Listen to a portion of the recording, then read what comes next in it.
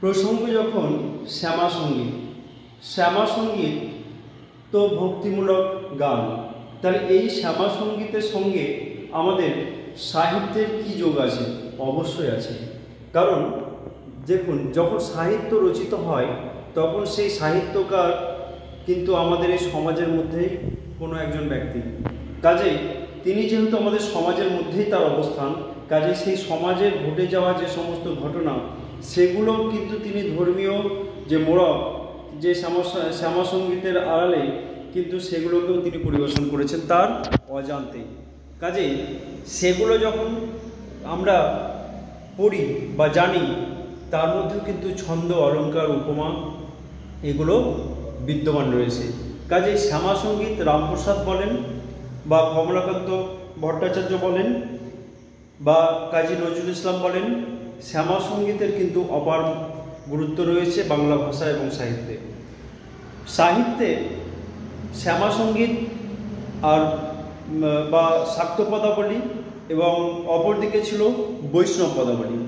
এই দুই পদাবলী বাংলা ভাষা এবং সাহিত্যে তাদের অপার সম্ভারের যে চিহ্ন সেটা রেখে গেছে। শ্যামা সঙ্গীতে আমরা যদি কমলাকান্ত ভট্টাচার্য বা রামপ্রসাদের গান ধরি, তাহলে দেখব সেই গানগুলোর মধ্যে যে মোক্ষ এবং আধ্যাত্মিক জগৎ, তার সঙ্গে নিজের আত্মকেন্দ্রিকতার, নিজের অন্তরের যে আকুতি, সে আকুতিগুলো ব্যক্ত হয়েছে।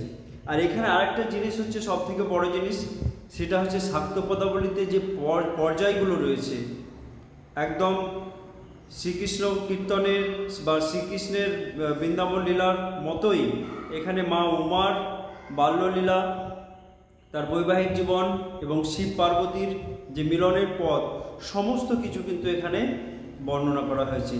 এই প্রত্যেকটি পদের মধ্যে আধ্যাত্মিকতাকে ছাপিয়ে গিয়ে যেন এখানে উমা আমার বাড়ির, আপনার বাড়ির, সবার বাড়ির মেয়ে হয়ে উঠেছেন। যখন নবমী নিশি অবসান হয়, মা মেনকার আর্তনাদ, ওরে নবমী নিশি না হই ওরে অবসান, তুমি না সদাই হলে, এই যে উমা মুড়ে ছেড়ে যায়, এই যে পদগুলো, এই পদগুলোর মধ্যে কিন্তু চিরন্তন বাঙালির মাতৃত্ব ব্যক্ত হয়েছে।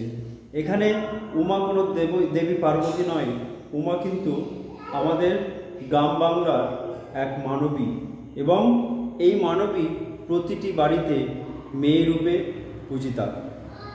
আমাদের সেই দিকটাকে শাক্ত পদকর্তারা খুব সুন্দরভাবে উপস্থাপনা করেছেন, এবং নারীর সম্মান প্রতিষ্ঠার যে প্রয়াস এই শাক্ত পদে কিন্তু আমরা দেখতে পাই।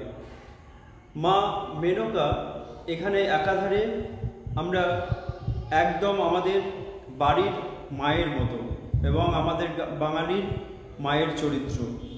কন্যার চিন্তায় তিনি যে একদম দ্বিধাগ্রস্ত, সেই চিন্তা তাকে সর্বদাই কুড়ে কুড়ে খায়। মা ভাবেন তার কন্যা বোধহয় সুখে নেই, এবং বছর শেষে যখন যে